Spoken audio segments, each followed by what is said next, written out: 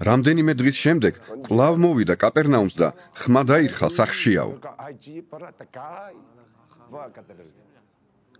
უცებ ბევრმა მოიყარა თავი ისე, რომ კარში წევა არ იყო და ასწავლიდა მათ სიტყვას.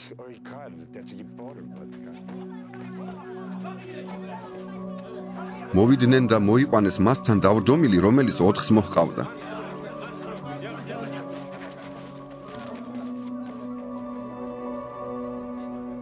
და რადგან მასთან მიყვანა შეუძლებელი იყო ხალხის გამო, იმ სახლს გადახადეს სახურავი, სადაც იგი იმყოფებოდა და გაახსნეს და ჩაუშვეს საწოლი, რომელზედაც იწვა დავრდომილი.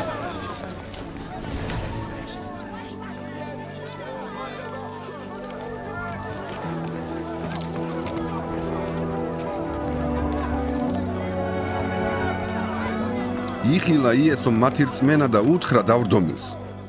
შვილო, მოგეტევა შენი ცოდვები. იქ ზოგიერთი მწიგნობარი იჯდა და თავის გულში ფიქრობდა. რატომ ლაპარაკობს? ღმერთს აგმობს. ვის ძალუց ცოდვების მიტევება ერთი ღვთის გარდა.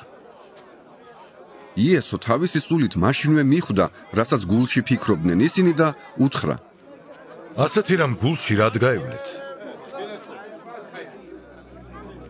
რა უფრო ადვილია, თქმა დავრდომილის მიმართ შენი ცოდვები მოგეტევა, თუ თქმა ადექი აიღე შენი საწოლი და გაიარეო. ხოლო რათა იცოდეთ, რომ კაცის ძეს დედამიწაზე აქვს ცოდვების მიტევების ხელმწიფება. უთხრა დავრდომილს.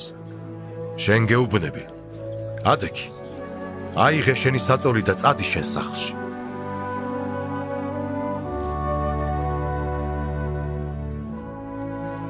ადგა, მაშინვე აიღო თავისი საწოლი და გამოვიდა ყველას თვალწინ.